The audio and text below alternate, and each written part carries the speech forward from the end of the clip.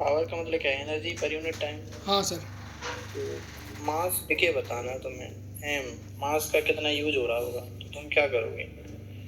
तो Q value होती है जो एनर्जी तुम्हें मिलती है वो डेल्टा एम सी स्क्वायर। हाँ तुम्हें यहाँ पे क्या क्या दिया है? एनर्जी पर यूनिट टाइम दिया है, तो तुम डेल्टा एम को क्या लिख सकते हो? क्यू अपॉन सी स्क्वायर और एनर्जी अपॉन डेल्टा ई बराबर एम सी स्क्वायर, ऐसे लिख लो सिंपली ना। क्यू वैल्यू छोड़ो, डेल्टा एम सी स्क्वायर ठीक है। ठीक है ये ठीक आ है। गया।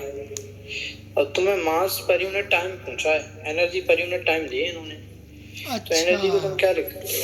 Power into time. ठीक है सर। हाँ हाँ या समझ फिर गया। ऐसे कर लो, delta M by delta M delta by T. T, हाँ, और इधर भी सर डेल्टा टी से डिवाइड। ये बन गया पावर, ठीक है, पावर बन गया अपॉन सी स्क्वायर। तो वैल्यू को रख दो, हाँ पावर अब क्या दिया है? सर अब 1000। सर मत कीजिए मत कीजिए मत कीजिए, छोड़ दीजिए। यहाँ से पर सेकंड में मास आएगा, तुम टाइम्स मल्टीप्लाई करा देना 3600 सेकंड। कर लेंगे इसमें सर। इतना ही। हाँ हाँ सर, एक बार वो वाला बता देना सर। हाँ हाँ सॉरी, वो वाला एक बार बता देना सर, वो वाला मेथड। कौन सा? सर वो जो टाइम वाला है ना, पर सेकेंड और 100 वाला।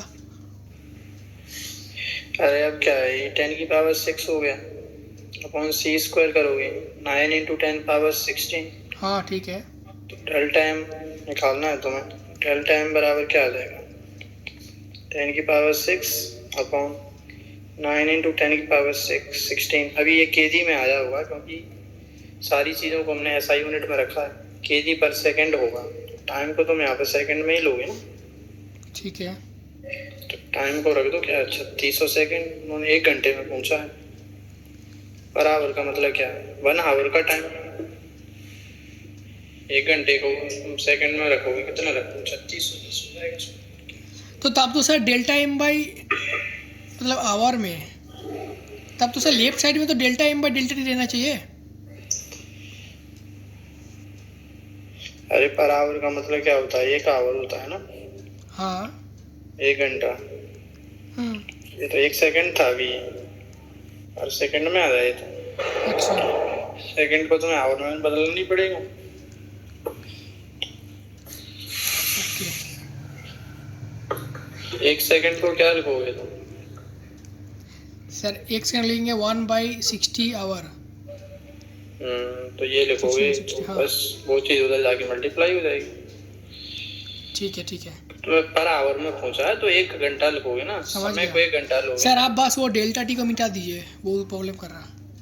अरे प्रॉब्लम क्या कर रहा है? तुम्हें 1 घंटे का पूछा है, तुम्हें थोड़ा बहुत समझ आता है नहीं? पर आवर का मतलब क्या है? 1 घंटा। तो समय को तुम 1 घंटा लोगे ना यहाँ पे। सर मैं समझ गया अभी।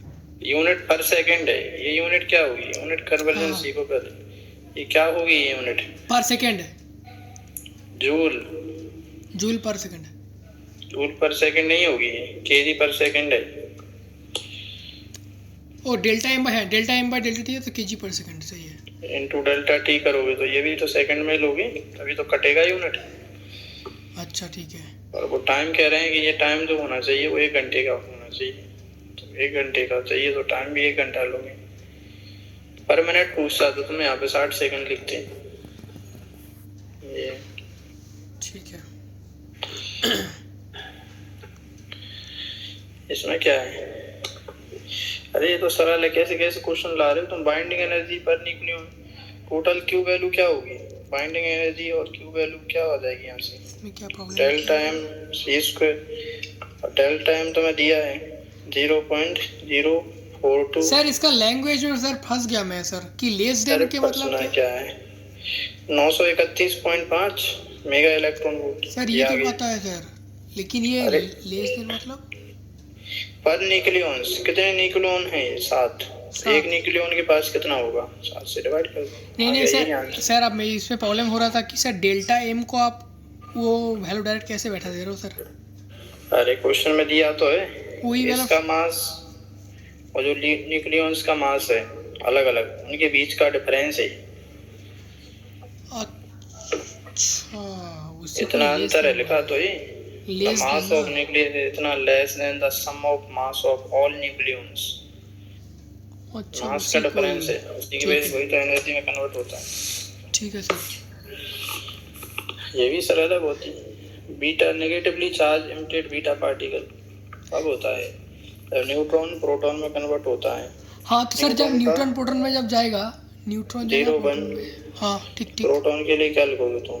नीचे 1 हाँ। p1। हाँ ठीक है चार्ज सर। तो कंजर्व होना चाहिए, तो हाँ इधर सर 0 है चार्ज, तो इधर भी 0 आना चाहिए ना।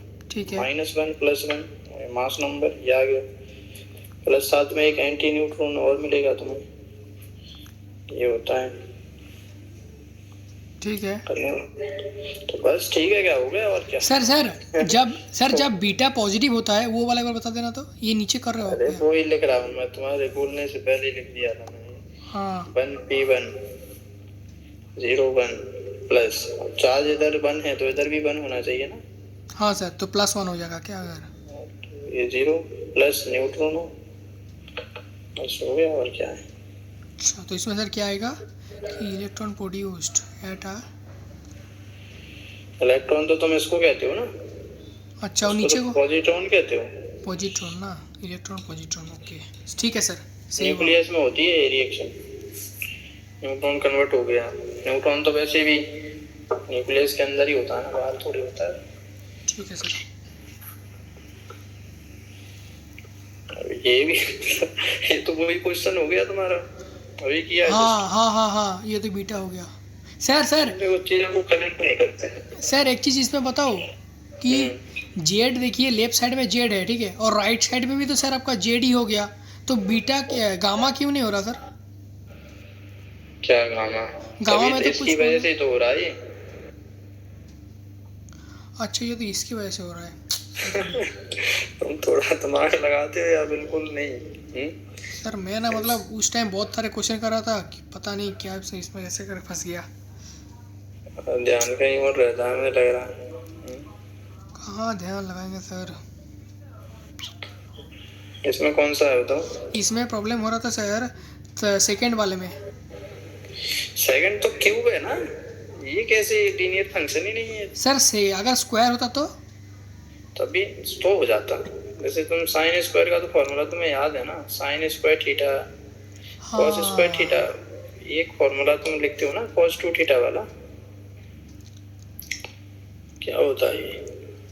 1 minus cos square theta -1। Okay okay तुम कॉस स्क्वायर को कॉस के फॉर्म में कन्वर्ट कर पा रहे हो ना यहाँ। ओके ओके कॉस स्क्वायर को तुम रिप्लेस कर सकते हो किससे? 1 + cos 2 θ/2 से रिप्लेस कर सकते हो। साइन स्क्वायर को किससे रिप्लेस कर सकते हो? इसकी जगह 1 - 2 sin स्क्वायर थीटा भी बनता है। तो ये बनेगा क्या? 1 - cos 2 θ/2। ये है, तुम साइन स्क्वायर या cos स्क्वायर को तो लीनियर फंक्शन में लिख पा रहे हो। ये 1 पावर है ना इसकी, ये भी 1 पावर है, फ्रीक्वेंसी डबल होगी बस। ठीक है सर। इसकी यहाँ पर अगर ओमेगा लिखा है तो मतलब ये इसकी फ्रीक्वेंसी ओमेगा नहीं होगी, फ्रीक्वेंसी क्या होगी उसकी? 2 ओमेगा। हाँ हाँ वो भी हाँ पता होना चाहिए। ऐसे टाइम में आता था साइन एनर्जी का फ्रीक्वेंसी वगैरह पूछते थे, है सर पूछते हैं पता है। स्क्वायर होता था, उसकी फ्रीक्वेंसी डबल हो जाती थी। Yes sir. साइन क्यूब का तो ऐसा है नहीं कुछ। समझ गया समझ गए तो बस क्या और क्या। सर। साइन के बराबर अगर 4 होएगा तब भी तो नहीं होगा। तभी नहीं कर पाओगे ना। ठीक है। इसमें क्या है? अरे तुम अभी ये नहीं क्वेश्चन पर लटके हो जो। सर इसमें फॉर्मूला कौन सा लगाएंगे सर कि वो नॉर्मल वाला? अरे 64 किलोमीटर 64,000 किलोमीटर के आगे नेग्लिजिबल है यार, नहीं है? हाँ है तो बस लगा दो और क्या। 64,000 किलोमीटर और 64 में 1,000 का फर्क है। हाँ 1,000 गुना नेग्लिजिबल हो गया ये तो, तुम लगा सकते हो, क्या दिक्कत है? टाइम पीरियड को तुम क्या लिखोगे? 2π√L/g। और अगले स्टेप में तुम ऐसे लिखोगे ΔT/T = 1/2 ΔL/L प्लस 1/2 ΔG/g। ठीक है। अब तुमसे ये पूछा गया ΔP/T × 100, तो कितना आ जाएगा? ये तो 0 है, ये तो कुछ है नहीं। 1/2 डेल्टा जी को तुम क्या लिख रहे हो? 1 माइनस 2h/r। अच्छा ये तो आएगा। हाँ हाँ हाँ हाँ हाँ 1 माइनस 2 टाइम्स ऑफ h/r कर दो, बस हो गया सॉल्व तुम्हारा। और क्या, 100 से मल्टीप्लाई करा दो, कितना आ जाएगा? 1/2 1 माइनस 2 टाइम्स ऑफ 64/6400 इंटू 100, कितना हो जाएगा सॉल्व करके? तो आपका आ जाएगा 49/50 आ जाएगा कैसे? सर 49/50 ऐसे कुछ 100 आ से रहा है। मल्टीप्लाई करा दो अंदर ना, 1/2 इंटू, या फिर 50 ही ले लो इसको ना, 100 के आधे हुए 50। ठीक है, ये हो जाएगा 50 माइनस ये 2 से 2 कट गए, 64, 100 से 100 कट गए, 49 आ रहा है सीधा। 49 delta G by G fractional change. एक सेकेंड, कुछ तो गड़बड़ कर दी है तुमने, इतना बड़ा थोड़ी आएगा ये। Fractional change delta G by G 1 minus 2h/r 1 minus 2h by, अच्छा नीचे वो भी तो आएगा, 1 माइनस 2h लिखा, r की जगह लिख दो 6400 इंटू करो 100। ठीक है, तो इसको तुम सॉल्व करोगे, ये 50 तो आएगा ये, ठीक है। अब आगे लिखोगे जब 6400 यहाँ बनेगा, ये ऐसे बनेगा ना, 100 से अंदर मल्टीप्लाई करा ही दो इसका ना, ये मैंने बाहर करा दिया, तो अंदर तुम्हें मिलेगा 6400। अरे इसको ही सिंपलीफाई कर लो ना। सर आप उसको क्यों कर रहे हो सर? हाँ ऐसे करके सर 2 अरे इसको ही कर दो, 1/50 हो गया, 1 माइनस 1/50। 50 क्यों कर रहे हो? 0.02 करो ना। हाँ करिए, कोई भी करिए। कैलकुलेशन क्यों करते हो? ये आ रहा है यहाँ से, कितना बन गया ये? इसको घटा दो ना, क्या मिलेगा तुम्हें? 0.08। 08 कैसे मिलेगा? 98 आ रहा होगा। बाप रे, ये तो बहुत बड़ा कैलकुलेशन आप करवा दिए। क्या बड़ा कहाँ से हो गया? 50 से मल्टीप्लाई करा दो, बस आ जाएगा आंसर तुम्हारा। कितना हो जाएगा ये? सर कोई भी करिए, इसमें 49 ही आ रहा। 49 कैसे हो जाएगा? इतना बड़ा चेंज थोड़ी आएगा, तुम कुछ तो गड़बड़ कर रहे हो। ये डेल्टा जी बाई जी तो सही है ना? फिर क्यों गड़बड़ हो रही है? सब वैल्यू को रखो ना, इतना बड़ा थोड़ी आएगा ये। एक सेकंड, फ्रैक्शनल चेंज पूछा है क्या उन्होंने? Time period will decrease by percent पूछा है। Delta T by T into 100, इधर कराया 100 तो इधर भी कराना पड़ेगा तो 100 आ जाएगा 1/2। अच्छा सही कह रहा है वैसे तो, delta G by G, delta G by G तो यही आता है ना? हाँ वही तो सर। किसी एक एच हाइट पे ग्रेविटी को तुम क्या लिखते हो? G0 1 माइनस h/r ऐसे तो होता है सर, 2h/r। 1 प्लस h/r की पावर -2, यह आएगा g इंटू 1 माइनस 2h/r। ठीक है, यह आ गया। अरे तुमने गड़बड़ करवा दी, तुम चेक भी नहीं कर रहे हो। 2h/r आएगा ना, ये तो h हाइट पे g की वैल्यू है, और जो g की वैल्यू उसका रेशियो है। ये तो ग्रेविटी h हाइट है अपॉन सरफेस पे जो ग्रेविटी है वो आ रही है 2h/r। Delta G by G तो ये आएगा ना, इसको माइनस को इधर लाओगे तो gh minus G at surface upon surface, ये तो 2h/r बनेगा केवल और केवल। ठीक है यहाँ तक? अच्छा। ये होता है फ्रैक्शनल चेंज। ठीक है, भी बिल्कुल दिमाग बंद करके रखते हो, ये बंद थोड़ी आएगा यहाँ। अच्छा फ्रैक्शनल चेंज रख रहे हो ना तुम यहाँ पे, माइनस साइन डिनोट कर रहा है कि डिक्रीज करेगा ऊपर जाने पे, मतलब इसकी वैल्यू जी की। सर 1% आ रहा सर, 1%। क्या चीज? 1% आ रहा सर, इंक्रीज हाँ तो करेगा। जो भी हो रख दो। और ये नेगेटिव था पहले, क्योंकि तुम डिक्रीज या इंक्रीज निकाल रहे हो तो प्रॉपर साइन के साथ रखोगे। ये अच्छा माइनस आएगा, वो एक माइनस यहाँ का भी आएगा, तो माइनस माइनस प्लस हो जाएगा। ठीक है, 2h/r कर लो, तो 2 सर, into h की जगह। नीला वाले के बताओ। नीला वाले के पास आपने माइनस कैसे लिखा, क्योंकि वो नीचे था क्या? -1/2 पावर है ना उसकी। हाँ वही बोल रहा था, हाँ नीचे। एरर निकालते तो जोड़ते। हाँ और अच्छा, तुम्हें इंक्रीज डिक्रीज चाहिए तो डायरेक्ट रखना पड़ेगा ना। ओके समझ आ गया? अभी तो प्लस बन गया ना ये, तो यानी इंक्रीज कर जाएगा।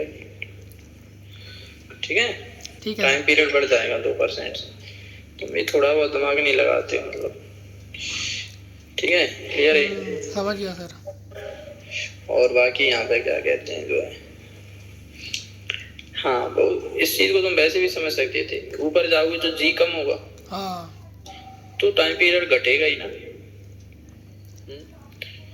नहीं, जी कम होगा तो बढ़ेगा ना मतलब। जिम कम होगा तो वो बढ़ेगा, हाँ इंक्रीज हाँ होगा। तो डिक्रीज वाले आंसर तो वैसे ही गलत हो जाते थे। हाँ हाँ ठीक है, तो ऐसे करना। समझ आ गया? ठीक है इसमें क्या दिक्कत है? सर, ये वाला नहीं बना सर। अरे तुम जो है थोड़ा बहुत तो कुछ किया करो, इक्वेशन तो लिखा करो कम से कम। सर लिखे थे, लेकिन इसमें कल नहीं बना सर ये वाला। देखो, जो लाइट की वेवलेंथ ये आ रही है, तो हाँ आइंस्टीन एनर्जी इक्वेशन लिखोगे। Einstein equation of photoelectric effect, work function plus kinetic energy. वो कह रहे हैं कि जो लाइट आ रही है उसकी वेवलेंथ लैम्डा आई है, ये लिख दिया। So that it release electron पे डी ब्रोगली वेवलेंथ लैम्डा आई। इलेक्ट्रॉन रिलीज किया जा रहा है, उसकी डी ब्रोगली वेवलेंथ ली है, तो काइनेटिक एनर्जी को क्या लिखते हो तुम? T²/2m। हाँ सर। ये आ जाएगा। और मोमेंटम को क्या लिखते हो तुम? E बराबर h/λ। हाँ P बराबर h/λ लिख दो। इसका स्क्वायर करोगे तो क्या होगा? h²/2m lambda square. Lambda E²। बस इसको यहाँ रख दो। और आगे बोला है longest wavelength of radiation that emit photoelectron. सबसे बड़ी वेवलेंथ जो इलेक्ट्रॉन को इजेक्ट कर सकती है वो लैम्डा नॉट है। तो इसको तो तुम थ्रेशोल्ड वेवलेंथ कहते हो ना। एंटर, हाँ सबसे छोटी फ्रीक्वेंसी जिस पे इलेक्ट्रॉन निकल सकता है, या सबसे बड़ी वेवलेंथ जिस पे इलेक्ट्रॉन निकल सकता है, वो तो थ्रेशोल्ड ही होगा। हाँ सर। तो बस हो तो गया तुम्हारा h/λ0। काइनेटिक एनर्जी की वैल्यू ये रख दो, h²/। वही सारे आंसर इसी फॉर्म में दिए ना, मास के टर्म्स में, तो ये लिख दिया तुमने। ठीक है, अब सॉल्व करके लैम्डा ई चाहिए तुम्हें। h काट दो सारे, तो क्या मिलेगा यहाँ से? सर 1 मिनट रुकिए सर, आगे कैलकुलेशन करने का ज़रूरत नहीं है। आप बस इसमें ये बता दें एक बार कि काइनेटिक एनर्जी P²/A कर दिया, मतलब इलेक्ट्रॉन के लिए था, उसी लिए सर आपने किया क्या इस वे वाला को? अब इलेक्ट्रॉन के लिए तो लगाते हो, मास वाला जो पार्टिकल है उनके लिए फॉर्मूला वैलिड होता है। अच्छा फोटोन के लिए थोड़ी करोगे तुम ऐसे। फोटोन के लिए तो E बराबर PC बनता है। फोटोन के लिए क्या करते तुम? फोटोन के लिए लिखते तुम लैम्डा बराबर h/p। तो P बराबर h/λ।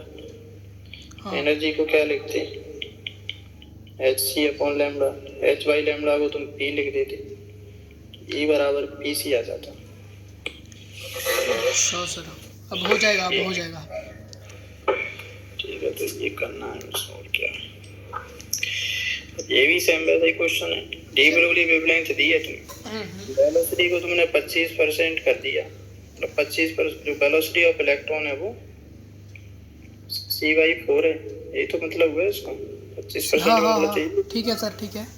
c × 25/100 ratio of kinetic energy of electron and photon.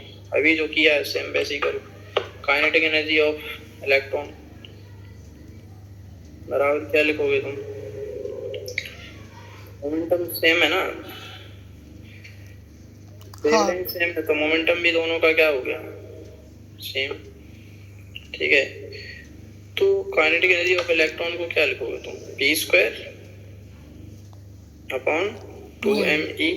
ठीक है। और फोटोन की एनर्जी को तुम क्या लिखोगे? PC। ओके हाँ, तो बस हो गया, और क्या है। सॉल्व सिंप्लीफाई करो इसको, कितना आएगा? पी से पी कट गया तो बन रहा है P upon 2 into M into सी।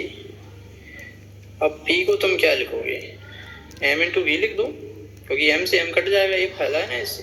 अच्छा, पी बराबर एम इंटू वी है ना तुम्हारा। हाँ सर होता है। पी बाई एम को तुम वी लिख सकते हो ना सीधा। वी बाई सी नहीं आ गया क्या ये? V/2C। हाँ तो पी बाई 2 सी हो, बी और सी में रिलेशन दिया है तुम्हें पहले से। वी को तो तुम सी बाई 4 कह रहे हो, सी बाई 2 और ये 4 और ये सी कट गया, 1/8 आ जाएगा यहाँ से। बाप रे। ठीक है, ऐसे करना था और क्या है, तो सरल हो गया है तो तुम्हारे लिए। E बराबर PC से। तुम यहाँ से भी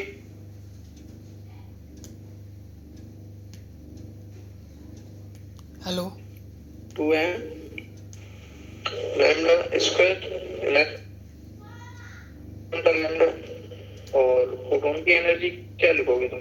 hc बाई लैम्डा। अब ये दोनों लैम्डा तो सेम दिए तुम, लैम्डा से लैम्डा एक काट दोगे तुम, ठीक है, एक h से h भी काट दोगे, तो क्या बन रहा है यहाँ पर? h upon 2m lambda c। ठीक है तक, ठीक है। अब तुम लैम्डा को क्या लिख सकते हो? लैम्डा बराबर h अपॉन p को तुम m भी लिख दो, ठीक है। p को तुम m इंटू v लिख दो ना, जिससे m कट जाएगा, तो ये हो गया। सो m लैम्डा को क्या लिख सकते हो यहाँ से? h बाई v, तो जिससे ये वैल्यू हट जाएंगे, ये कर रहे हैं और कुछ नहीं। बाप रे सर, भगवान हो आप। v इंटू सी, h से h कट गया देखो ना, क्योंकि तुम्हें उस फॉर्म में चाहिए जो हमें पता है, तो v बाई 2c यहाँ से भी आ जाएगा। हाँ तो ऐसे भी कर सकते हो। क्लियर है? ठीक है सर, ओके, बढ़िया है था। ठीक है, मतलब इनको किया करो अच्छे से, तुम्हें समझना पड़ेगा। ये अननोन है, इसको हमें हटाना है, तो वो कैसे करें? क्योंकि अल्टीमेटली तुम्हें वेरिएबल्स को हटाना है ना। ठीक है, क्लियर? हाँ सर। चलो, वेवलेंथ को आधा कर दिया, तो यहाँ से तुम सीधा क्या कह सकते हो? वेवलेंथ को जब आधा करेंगे तो ये तो सर 4 टाइम बढ़ जाएगा। तो बस 4 गुना हो जाएगा, 4 टाइम बढ़ेगा नहीं, 4 गुना हो जाएगा। तो कितना एक्स्ट्रा हो गया? अच्छा सर, 3 मतलब 3 बार एक्स्ट्रा हो गया। सर एक बार फिर से बताओ सर, एक बार फिर से। गजब गजब। फिर से तुम काइनेटिक एनर्जी को क्या लिखते हो? p²/2m, और p को लिख दिया हमने लैम्डा h बाई लैम्डा। हाँ तो देखना, m तो चेंज होगा नहीं, लैम्डा चेंज करने पर मोमेंटम ही चेंज होगा। ये तो गजब कर दिया आपने सर। p को तुम क्या लिखते हो? h² अपॉन लैम्डा स्क्वायर, और लैम्डा को तुम अगर आधा करोगे तो 4 गुना हो जाएगा। लैम्डा को डबल करोगे तो एनर्जी 1/4 हो जाएगी।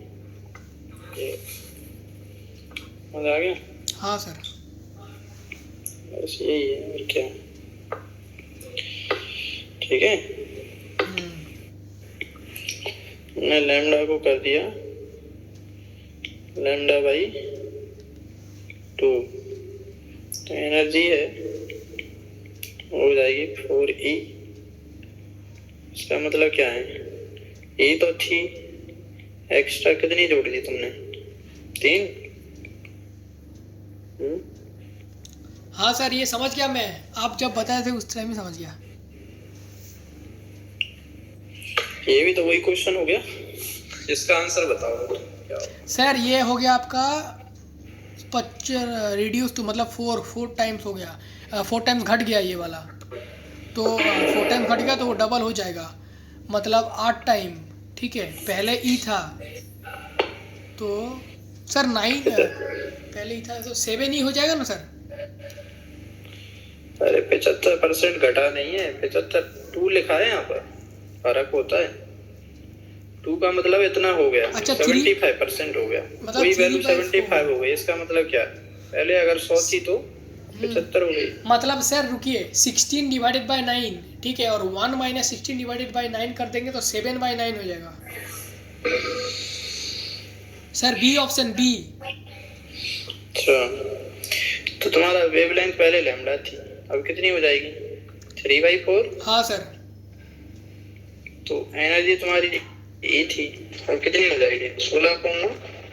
हाँ सर। हाँ, तो एक्स्ट्रा कितनी दे दी, ये पूछा है ना। हाँ। हाँ, तो डेल्टा ई के लिए तुम 1 माइनस कर दो इसमें से। ठीक है। कितना आ रहा है? सर आपके जैसा ही एक मास्टर चाहिए था सर। तुम टाइम पर बहुत करते हो, जो है क्या चाहिए था मास्टर।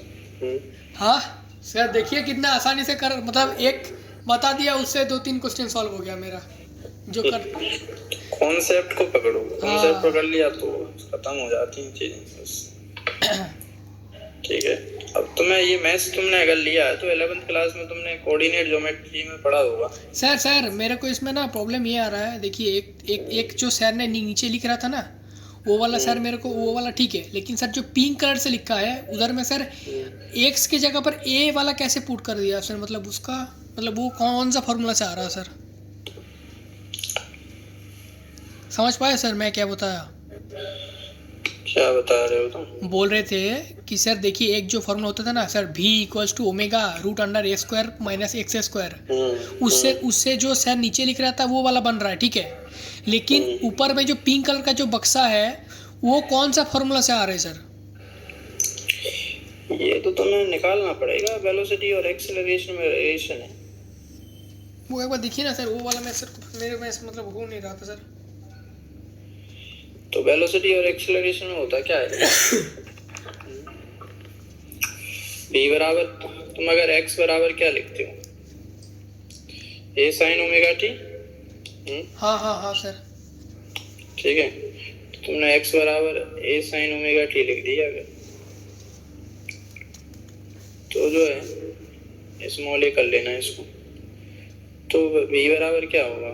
माइन प्लस का a omega cos omega t। यहाँ से तुम्हारा रिलेशन आ जाएगा किसका? v और x का। हाँ। ठीक है, तो एक्सेलरेशन को क्या लिखोगे तुम? Minus a omega square sine omega t। ठीक है। ऐसे तो लिखते हैं। अब क्या करोगे तुम? Sign square plus cos square बराबर 1। तुम्हें इन दोनों में रिलेशन चाहिए, तुम दोनों को उठाओगे तो साइन और कॉस आ रहा है, तुम्हें इनको एलिमिनेट करना है ना। तो साइन को क्या लिख सकते हो तुम? एक्सेलरेशन कैपिटल लिखो, नहीं कंफ्यूज रहोगे ना। ठीक है, क्या लिखोगे इसको? Acceleration upon A omega square. अब माइनस है, तुम स्क्वायर करोगे तो वो क्या वैसे ही हट जाएगा। कॉस को क्या लिखोगे तुम? V upon A omega. अगला स्टेप क्या होगा? Sine square plus cos square बराबर 1। साइन या कॉस को हटाना होता है तो हम यही वाली आइडेंटिटी यूज करते हैं। ठीक है, लिख दो। अब क्या हो गया इसको? नहीं,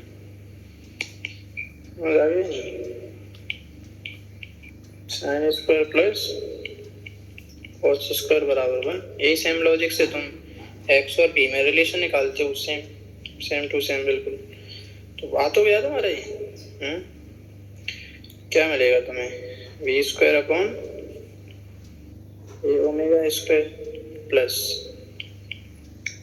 एक्सेलरेशन का square upon A omega square का होल स्क्वायर बराबर बना गया। हो गया, और क्या है? ठीक है, क्लियर? हाँ सर। यही करना है, और क्या है? कोई डाउट हो इसमें तो बताओ सर ये तो, ए वाला यही सेम तो तुमने एक्स और बी में निकालने के लिए किया होगा, यही सेम या नहीं?